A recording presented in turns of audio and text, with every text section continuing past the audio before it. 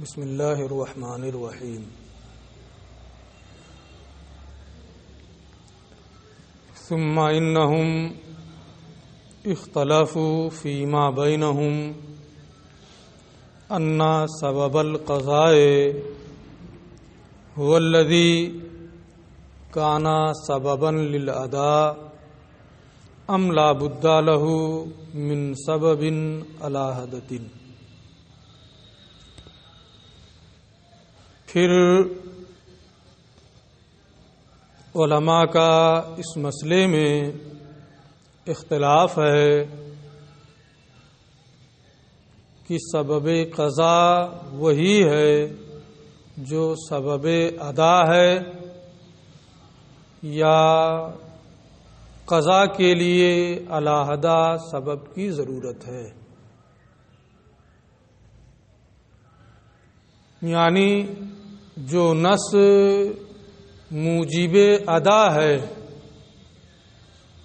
جس نص سے ادا کا وجوب ثابت ہو رہا ہے، اسی نص سے وجوب قضا بھی ثابت ہے یا وجوب قضا کے ثبوت کے لیے الگ سے نص کی ضرورت ہے۔ بعض علماء نے مثلاً ہمارے ائمہ میں سے محققین کا مذہب اور احناف کا راجح مذہب یہ ہے کہ جو موجب ادا ہے،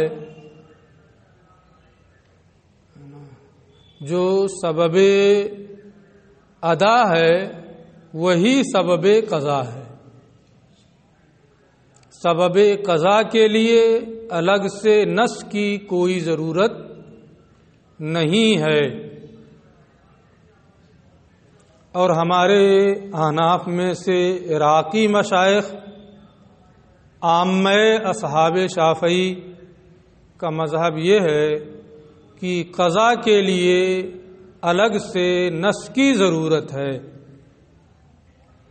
جو سبب ادا ہے وہی سبب قضا نہیں ہے۔ یہ اختلاف ہے، اس اختلاف کی پوری تفصیل یہ نیچے ذکر کر رہے ہیں۔ فبینہ المصنف بقولہ، مصنف نے اس مسئلے کو اپنے اس قول سے واضح کیا، بیان کیا۔ والقضاء یجب بما یجب بہ الاداء عند المحققین، محققین احناف کے نزدیک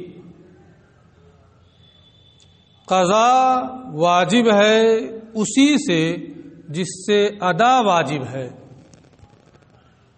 یعنی جس نص سے ادا کا وجوب ہوا ہے وہی نص وجوب قضا کا بھی سبب ہے، علیحدہ اس کے لیے نص کی ضرورت نہیں ہے قضا کے لیے۔ خلافاً للبعض، احناف میں سے اس میں بعض کا اختلاف ہے اور عامہ اصحاب شافعی کا اس میں اختلاف ہے، وہ نیچے آ رہا ہے۔ اس کی کچھ یہ وضاحت کر رہے ہیں۔ اے القضاء یجب بالسبب الذی یجب بہ الاداء عند المحققین من عامۃ الحنفیہ، عامہ احناف میں سے محققین کا مذہب یہ ہے کہ قضا اسی سبب سے واجب ہے جس سے ادا واجب ہے، جو سبب ادا ہے وہی سبب قضا ہے، الگ سے قضا کے لیے سبب کی حاجت اور سبب کی ضرورت نہیں ہے۔ خلافاً للعراقیین من مشائخنا، ہمارے عراقی مشائخ و عامت اصحاب الشافعی اور امام شافعی رحمۃ اللہ تعالی علیہ کے عام اصحاب کا اس میں اختلاف ہے۔ تو ہمارے ائمہ میں سے بھی عراقی مشائخ نے اس میں اختلاف کیا ہے، اور امام شافعی رحمۃ اللہ تعالی علیہ کے اصحاب میں عام طور پر سب کا مذہب یہی ہے کہ اس میں ان لوگوں نے اختلاف کیا ہے، یعنی سبب قضا سبب ادا سے الگ ہے، قضا کے لیے الگ سے سبب کی ضرورت ہے، یہ دوسرا مذہب ہے ائمہ شوافع کا اور ہمارے عراقی مشائخ کا۔ فإنهم یقولون، یہ خود ہی کہتے ہیں، ہمارے عراقی مشائخ اور عامہ اصحاب شافعی یہ فرماتے ہیں لا بد للقضاء من سبب جدید سوا سبب الادا، قضا کے لیے سبب ادا کے علاوہ نئے سبب کی ضرورت ہے، یعنی جس سے ادا واجب ہے وہ سبب قضا کے لیے کافی نہیں ہے، قضا کے لیے نئے سبب کی ضرورت ہے جو ادا کے علاوہ سبب ادا کے علاوہ ہو۔ ایک چیز یہاں یہ واضح کرنا چاہتے ہیں، ہم اس سے پہلے بتائے ہیں، آپ نے پڑھا ہے کہ نماز مثلا اس کے لیے سبب وجوب کیا ہے؟ نفس وجوب کا سبب وقت ہے، اور وجوب ادا کا سبب امر ہے نا، اقیمو ہے۔ یہاں سبب سے جو معروف معنی سبب کا ہے کہ نفس وجوب کا سبب وقت، یہ مراد نہیں، بلکہ نص موجب مراد ہے، جس سے وجوب ادا واجب ہو، جس سے وجوب ادا ہو، اسی کو یہ کہہ رہے ہیں والمراد بہذا السبب۔ یہاں جو سبب یہ بول رہے ہیں بار بار، اس سے وہ نص مراد ہے جو ادا کو واجب کر رہی ہو، جس سے ادا واجب ہو وہ نص مراد ہے، للسبب المعروف۔ جو نفس وجوب کا سبب معروف ہے وہ مراد نہیں ہے، عن الوقت، یعنی وقت۔ جو سبب معروف ہے، نفس وجوب کا سبب ہے، عام طور پہ سبب بول کر کے ذہن جس کی جانب جاتا ہے نا، یعنی وقت، وہ مراد نہیں ہے نا۔ آپ اپنے عرف میں دیکھیں گے نا تو یہی ہوتا ہے، سبب بولیں گے نا، اور ظہر کے وقت کوئی کہ نماز پڑھا ہے نا، اس کا مطلب وقت ہو گیا ہے، نماز نہیں پڑھا، نفس وجوب ہی کی طرف اشارہ ہوتا ہے نا۔ وقت ہونے کے باوجود بھی کوئی نماز نہ پڑھے تو کہتے ہیں بتاؤ نماز کا وقت نکل رہا ہے، نماز نہیں پڑھ رہا۔ تو نفس وجوب جس سے ہوتا ہے نا، سبب بول کر کے عام طور پر اسی کو مراد لیتے ہیں، سبب معروف وہی ہے۔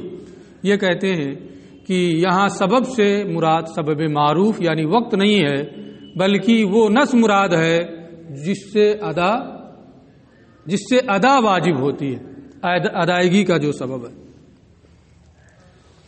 تو اب اختلاف یہ بنا کہ جس نص کی بنیاد پر ادا واجب ہے، کیا اسی نص سے قضا بھی واجب ہے، یا قضا کے لیے الگ سے نص کی ضرورت ہے؟ ہمارے صاحب فرماتے ہیں کہ جو نص ادا کو واجب کر رہی ہے اسی نص سے قضا بھی واجب ہے، الگ سے کسی نص کی ضرورت نہیں ہے۔ وحاصل الخلاف یرجع الی ان عندنا النص الموجب للادا،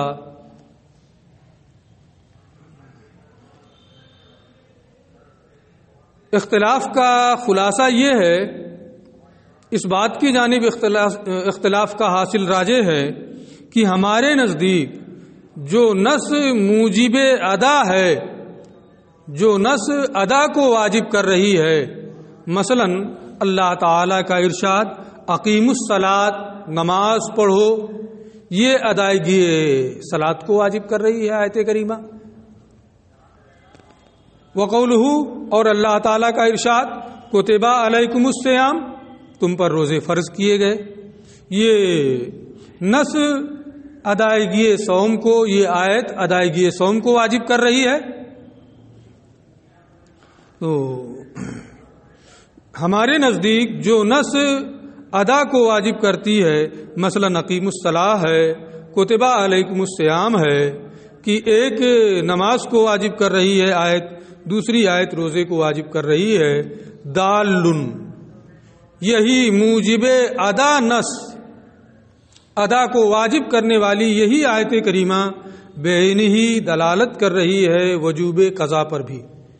اسی سے وجوب قضا بھی متعلق ہے. لا حاجت الی نص جدید، الگ سے کسی نئے نص کی ضرورت نہیں ہے. یوجب القضا، جو قضا کو واجب کرے. مثلا وہ اللہ کے رسول صلی اللہ تعالی علیہ وسلم کا یہ ارشاد ہے، من نام عن صلاۃ او نسیہا فلیصلیھا اذا ذکرھا، جو سو جائے نماز نہ پڑھ سکے یا بھول جائے تو نماز پڑھ لے جب یاد آئے. فإن ذلک وقتھا، کیونکہ وہی اس کا وقت ہے. اس کا مطلب کیا ہوا کہ نماز قضا ہو گئی سونے کی وجہ سے یا بھولنے کی وجہ سے، تو جب یاد آئے بیدار ہو تو پڑھ لے، وہی اس نماز کا وقت ہے. گویا ادائے صلاۃ کے لیے موجب تو اللہ عز و جل کا ارشاد اقیم الصلاۃ ہے، لیکن قضا کے لیے موجب رسول کی یہ حدیث ہے، من نام عن صلاۃ او نسیھا فلیصلیھا اذا ذکرھا. بظاہر یہ سمجھ میں آتا ہے. اسی طریقے سے اللہ عز و جل کا یہ ارشاد فمن کان منکم مریضا الآیہ، تو موجب ادا نص کتبہ علیکم الصیام ہے کہ اس آیت کی بنیاد پر ادائیگی واجب ہے. لیکن اگر وقت پر ادا نہیں کر سکا تو دوسرے دنوں میں گنتی پوری کرے. فمن کان منکم مریضا او علی سفر فعدۃ من ایام اخر، دوسرے دنوں میں ان کی قضا کرے. تو ادا کے لیے موجب کتبہ علیکم الصیام آیت کریمہ ہے روزے کے لیے، اور قضا کے لیے موجب فمن کان منکم مریضا الآیہ، یہ آیت کریمہ. ہمارے ائمہ فرماتے ہیں ایسا نہیں. جو آیت موجب ادا ہے یعنی اقیم الصلاۃ، وہی موجب قضا. روزے میں بھی نماز میں بھی. رہا یہ کہ پھر یہ حدیثیں جو ہیں من نام عن صلاۃ یا فمن کان منکم مریضا او علی سفر، یہ تنبیہ کے لیے ہے کہ نماز قضا ہو گئی تو یہ نہیں ہے کہ فرصت مل گئی، فراغ ذمہ نہیں ہوا، ذمے میں وہ باقی. یہ تنبیہ کے لیے کہ ذمے میں وہ باقی ہے، وقت کے چلے جانے کی بنیاد پر اس کا وجوب ساقط نہیں ہوا ہے، پڑھنا پڑے گا. تو وجوب قضا تو اسی نص سے ہے جس سے وجوب ادا ہے، اور یہ آیت یا یہ حدیث ہے نا تنبیہ کے لیے ہے. کیونکہ اگر کسی کا کسی کے اوپر حق ہو، مثلا میں نے آپ کو یا آپ نے مجھے 10 روپے دے دیے تو میرے اوپر حق ہوا نا، اور آپ کا حق ہے، آپ صاحب حق ہیں، اور میں من علیہ الحق ہوں جس پر حق ہے. تو اب یہ کیسے ختم ہوگا؟ یا تو میں آپ کو وہ 10 روپیہ دے دوں ہے نا، یا آپ معاف کر دیں ہے نا. یا تو دینے سے ہوگا یا پھر معاف کرنے سے ہوگا، یا ساقط ہو جائے کسی بنیاد پر. یہاں بندے سے جب نماز قضا ہو گئی، روزہ قضا ہو گیا، تو بندے نے ادا کیا، دیا، یہ صاحب حق ہے، من علیہ الحق ہے بندہ، اور اللہ یہ صاحب حق ہے۔ ادا یہ مکلف پر اللہ کا حق ہے، ادا یہ مکلف پر، بندے پر اللہ کا حق ہے، اور یہ یا تو ادا سے ختم ہوگا کہ وہ ادا کر لے، یا عاجز آ جائے،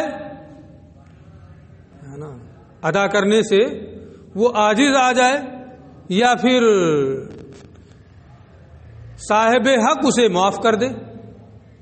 یہاں نہ تو مکلف نے ادا کیا ہے، نہ ہی ادا کرنے سے وہ عاجز ہے، اور نہ ہی صاحب حق نے معاف کیا ہے، کوئی صورت نہیں۔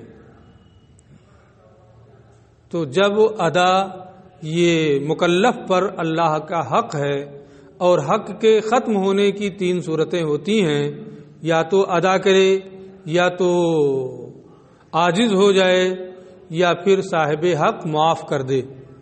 تینوں صورتوں میں سے کوئی صورت نہیں ہے تو قضا واجب ہے۔ بندہ اس کے مثل پر اپنی جانب سے قادر ہے، عاجز نہیں ہے، ادا نہیں کیا ہے اور معاف بھی نہیں ہوا ہے، مثل پر قادر ہے تو مثل دے گا۔ آپ نے میرا موبائل ضائع کر دیا، اس کا مثل دستیاب ہے نا، تو جب مثل دستیاب ہے تو یا تو میں معاف کروں، یا آپ عاجز آ جائیں مثل دینے سے، تو قیمت وغیرہ کی جانب پھیر دیا جاتا ہے نا، یا پھر آپ بین ہی وہی چیز کہیں سے نکال کے ادا کر دیں، تبھی تو ہوگا۔ تو ادا یہ مکلف پر اللہ کا حق ہے، اقیم الصلاۃ سے یہ واجب ہوا ہے، اور یہ ساقط 3 ہی چیزوں سے ہوگا، اور اس میں سے قضا ہونا نہیں ہے کہ قضا ہو گیا تو ساقط ہو گیا، اس لیے قضا ہونے کی صورت میں اسی آیت سے ہے نا وجوب قضا بھی متعلق ہے، ٹھیک ہے۔ اسی کو یہ یہاں بتا رہے ہیں کہ رسول اللہ صلی اللہ علیہ وسلم کا یہ ارشاد اور اللہ عز و جل کا یہ ارشاد، فمن کان منکم مریضا او علی سفر فعدۃ من ایام اخر، یہ موجب قضا نہیں ہے کہ ان سے قضا کا ثبوت ہو رہا ہو، بل انما ورد للتنبیہ ہے، بلکہ یہ اس بات پر تنبیہ کے لیے ہیں، الا ان الاداء باقٍ فی ذمتکم بالنصین السابقین، کہ انہی سابقہ دونوں نصوں سے تمہارے ذمہ میں ادا ابھی باقی ہے، کیونکہ نہ تم نے ادا کیا ہے، نہ صاحب حق نے معاف کیا ہے، اور نہ تم اس کی ادا سے عاجز ہو، اس لیے انہی سابقہ نصوں سے تمہارے ذمہ میں اس کی قضا باقی ہے۔ لم یسقط بالفوات، فوت ہونے سے وہ ساقط نہیں ہوئی ہیں عبادتیں، لأن بقاء الصلاة والصوم فی نفسہ للقدرت علی مثل من عنده، کیونکہ نماز اور روزے کا فی نفس ہی باقی ہونا، یعنی اوصاف سے قطع نظر کرتے ہوئے، ایک تو یہ ہے کہ اوصاف کی رعایت کرتے ہوئے، اوصاف کی رعایت میں یہ بھی ہے کہ وقت کے اندر پڑھیں، وقت تو چلا گیا ہے نا، اس لیے یہ فی نفس ہی کہہ رہے ہیں، یعنی اوصاف سے، وقت سے قطع نظر کرتے ہوئے، کیونکہ نماز اور روزے کا فی نفس ہی باقی ہونا للقدرت علی مثل من عنده، اپنے پاس سے بندے کے اس کے مثل پر قادر ہونے کی وجہ سے ہے، کہ بندہ اس کے مثل پر قادر ہے۔ ظہر کی نماز قضا ہوئی ہے تو اس کے مثل پر بندہ قادر ہے، اس لیے اپنے پاس سے اس کو وہ حوالے کرے۔ وسقوط فضل الوقت لا الی مثل وزمان للاجزاء عنہ امر معقول فی نفسہ، اور وقت کی فضیلت کا مثل اور زمان کے بغیر ساقط ہو جانا اس سے عاجز ہونے کی وجہ سے،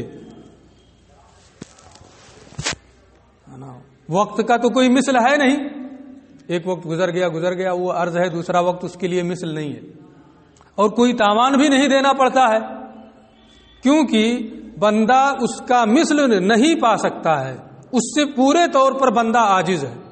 اس لیے بغیر مثل اور بغیر زمان کے وقت کی فضیلت ساقط ہو جاتی ہے۔ تو بات یہ ہوئی کہ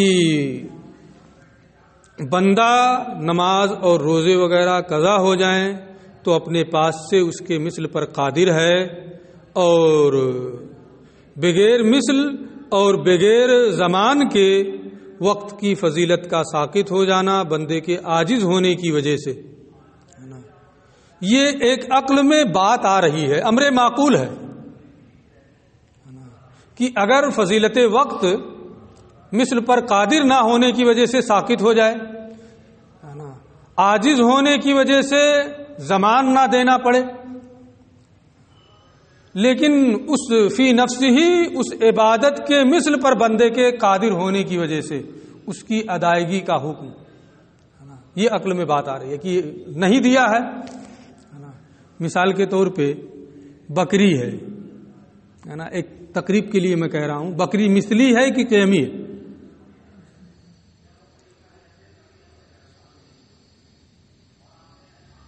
کسی کی بکری کوئی ہلاک کر دے تو اس کی قیمت دے گا یا بکری ہی جیسی بکری ہی دے گا؟ قیمت دے گا نا، کیوں؟ اس لیے کہ بکری کے مثل پر وہ قادر نہیں، عاجز ہو گیا، لیکن مثل پر قادر ہے، مثل اس کے مثل پر بھی قادر نہیں ہے نا، اس لیے وہاں کیا ہوتا ہے کہ اب تاوان دے گا، قیمت کے ذریعے سے تاوان دے گا۔ لیکن یہاں نماز قضا ہو گئی، روزہ چھوٹ گیا، تو اب بندہ اس کے مثل پر فوت، وقت کے مثل تو نہیں پا سکتا ہے، وہ فضیلت فوت ہو گئی، اس کا کوئی زمان بھی نہیں ہے، بغیر زمان کے وہ فوت ہوا، لیکن اس کے مثل پر بندہ قادر ہے، اور جب اس کے مثل پر بندہ قادر ہے تو وہ اس کے مثل ہی کو دے گا، اور مثل کو دینا یہ اسی سبب سے ہوگا جس سبب سے اصل کو دینا تھا، کہ اگر اصل اس کے پاس محفوظ ہوتا تو اصل کو دینا ہوتا ہے نا، اصل نہیں دے سکتا ہے، مثل پر قادر ہے تو مثل کو دینا ہوگا۔ اچھا، تو یہ ایک عقل میں آنے والی چیز ہے، عقلی چیز ہے، معقول چیز ہے کہ فی نفس ہی نماز اور روزے پر بندے کے اپنے پاس سے مثل پر قادر ہونے، لا الا مثل، بغیر مثل اور بغیر زمان کے وقت کی فضیلت کے، اچھا، عاجز ہونے کی وجہ سے بغیر مثل اور بغیر زمان کے وقت کی فضیلت کا ساقط ہو جانا، یہ عقل میں آنے والی بات ہے، عقلی چیز ہے، عقل اس کو تسلیم کرتی ہے۔ تو جب یہ عقلی چیز ہے تو عقلی چیز پر دوسری کو قیاس بھی کیا جاتا ہے۔ نماز میں، روزے میں بندہ اپنے پاس سے اس کے مثل پر قادر ہے، اور یہ نص بھی ہے، اس لیے حکم یہ ہوا کہ اگرچہ نماز قضا ہو گئی ہے لیکن قضا کرے اسی نص کی بنیاد پر، اگرچہ روزہ چھوٹ گیا ہے لیکن قضا کرے اسی نص کی بنیاد پر، لیکن جس عبادت میں الگ سے نص نہیں ہے اس کو اسی پر قیاس کیا جائے گا، کیونکہ یہ امر معقول ہے، عقلی چیز ہے، تو جس میں نص نہیں ہے، جیسے اللہ کا ارشاد ہے وَلْيُوفُوا نُذُورَهُمْ، اپنی نذر پوری کرو، اس میں قضا کے لیے الگ سے کوئی نص نہیں ہے، لیکن مثل، اس کے مثل پر بندہ قادر ہے، تو جیسے پہلے والے میں حکم ہوا مثل پر قادر ہونے کی وجہ سے کہ نص سابق ہی کی بنیاد پر قضا واجب ہے ادا نہ کرنے کی صورت میں، ایسے ہی نذر والی صورت میں بھی ہوگا کہ نذر پوری نہیں کیا تو مثل پر قادر ہونے کی وجہ سے اسے اس کو پورا کرنا ہوگا۔ فَأَدَّيْنَا حُكْمَ الْقَضَاءِ إِلَىٰ مَا لَمْ يُرِدْ فِيهِ نَصٌّ، اسی لیے ہم نے حکم قضا کو اس کی جانب بھی متعدی کر دیا جس میں الگ سے کوئی نص نہیں ہے، وَهُوَ الْمَنظُورُ مِنَ الصَّلَاةِ وَالصَّوْمِ، اور وہ نذر کی نماز اور روزہ اور اعتکاف ہے۔ کسی نے روزے کی نذر مانی، نماز کی نذر مانی، اعتکاف کی نذر مانی، نہیں کر سکا، تو اسی نص کی بنیاد پر وَلْيُوفُوا نُذُورَهُمْ، ہے نا، اسی نص کی بنیاد پر اس کی قضا بھی واجب ہے۔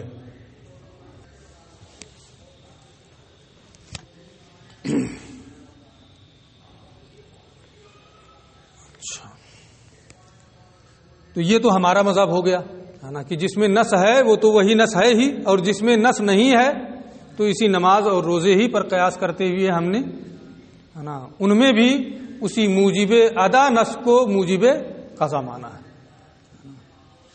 یہاں ایک اعتراض ہوگا کہ آپ قیاس کے ذریعے سے صوم، صلاۃ اور اعتکاف کے نذر کی صورت میں قیاس کے ذریعے سے مانتے ہیں کہ قضا واجب ہے، قیاس بھی تو نص جدید ہے، تو اب اس کی قضا بھی تو نص جدید کی بنیاد پر آپ مان رہے ہیں،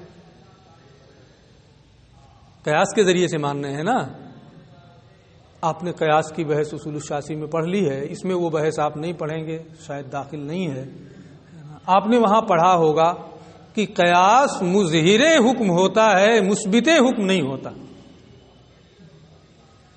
قیاس سے حکم ظاہر ہوتا ہے، حکم ثابت نہیں ہوتا ہے نا۔ تو یہ چیز یہاں قیاس اس حکم کو ثابت نہیں کر رہا، صرف اس حکم کو ظاہر کر دے رہا ہے نا۔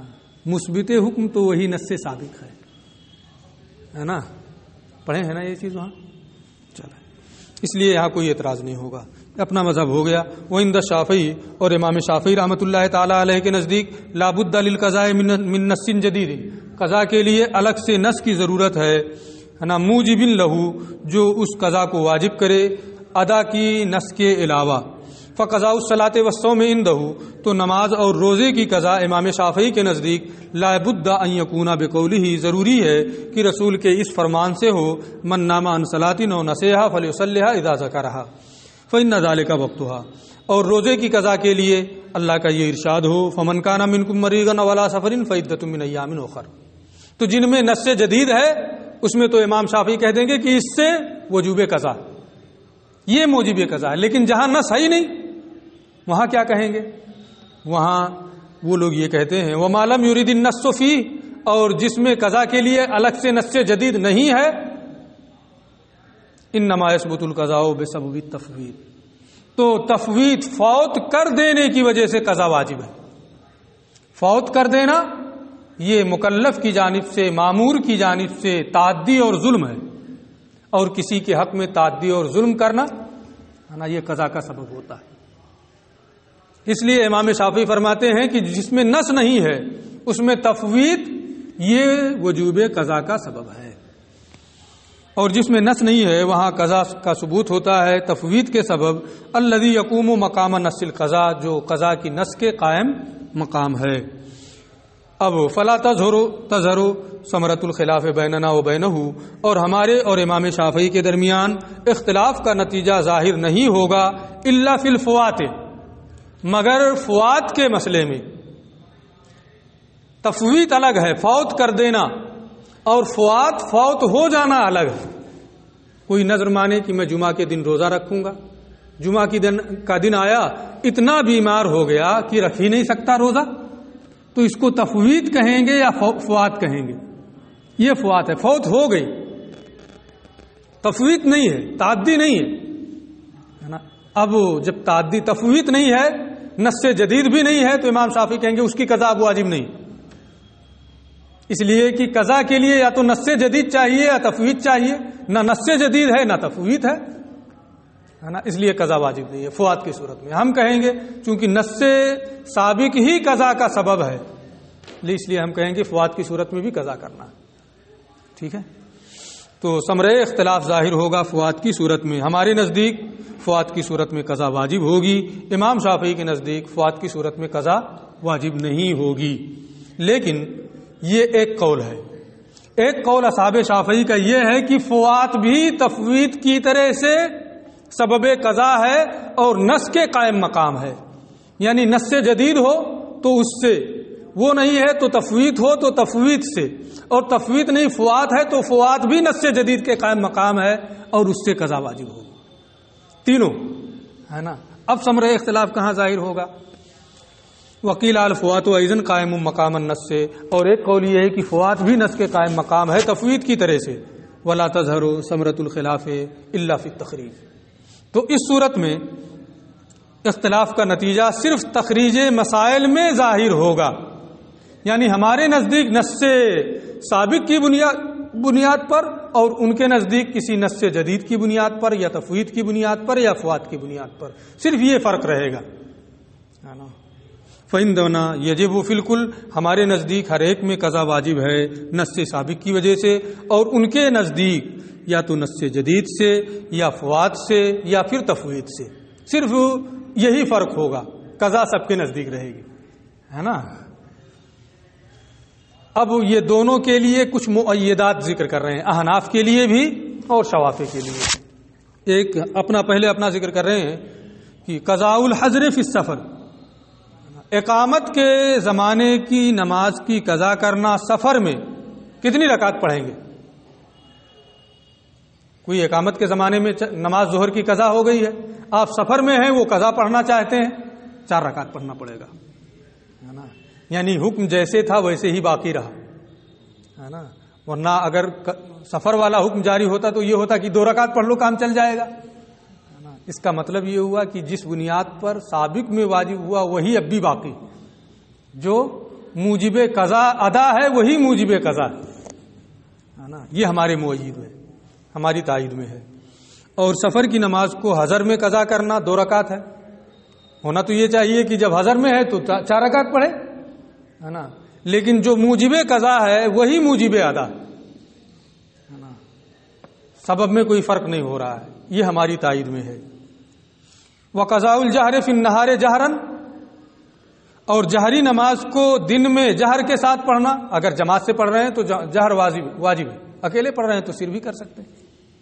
اور سری نماز کو رات میں سر کے ساتھ پڑھنا یہ ہماری تائید میں ہے، جیسے تھا ویسے باقی. ورنہ دن میں پڑھ رہا ہے رات والی نماز کو تو ہونا چاہیے جماعت سے پڑھ رہا ہے تب بھی سر کرے، ہے نا. لیکن یہ حکم نہیں ہے، جماعت سے پڑھ رہا ہے تو جہر واجب ہے. اس کا مطلب یہ ہوا کہ جو موجب ادا ہے وہی موجب قضا ہے. ٹھیک ہے، یہ مسائل ہماری تائید میں ہے. وقضاء الصحیح ہے صلاۃ المرض بعنوان الصحت، اور تندرست آدمی کا بیماری کے زمانے کی نماز کی قضا کرنا صحت کے طریقے پر. یعنی کوئی آدمی بیمار ہے نا، وہ اٹھ بیٹھ نہیں سکتا تھا، اشارے سے نماز پڑھے، یہ حکم تھا. قضا ہو گئی نماز، تو اگر موجب ادا جو ہے وہی موجب قضا ہے، وہ تندرست ہو گیا تو کیا ہونا چاہیے کہ اشارے سے پڑھ لے. اور اب اشارے سے پڑھنے کا حکم نہیں ہے. اس کا مطلب یہ ہے کہ جو موجب ادا ہے وہ موجب قضا نہیں. یہ امام شافعی کی تائید میں ہے نا. وقضاء الصحیح صلاۃ المرض بعنوان الصحہ، اور وقضاء المریض، اور مریض کا صحت کے زمانے کی نماز کی قضا کرنا مرض کے طریقے پر، مرض کے زمانے میں. یؤید ما ذکرہ، یہ اس سے ان کی تائید ہوتی ہے جو امام شافعی نے ذکر کیا ہے. دونوں کی تائید میں 2 مسئلے ذکر کر دیے ہیں، ہے نا. چونکہ اور کوئی مزید اختلاف نہیں ہو رہا ہے اس لیے اور کچھ انہوں نے ذکر نہیں کیا، ہے نا. اتنا آپ محفوظ رکھیں، بار بار مطالعہ کریں. پھر آگے اس پر ہمارے نزدیک جو موجب ادا ہے وہی موجب قضا ہے نا. یہی ہمارا مختار مذہب ہے، راجح مذہب ہے. اس پر ائمہ شوافی کی طرف سے ہمارے اوپر کچھ اعتراضات ہیں. آگے انہی اعتراضات کا بیان اور ہمارے ائمہ کی طرف سے ان کا تفصیلی جواب ہے انشاءاللہ. پھر اس کو ہم بعد میں پڑھیں گے. السلام علیکم.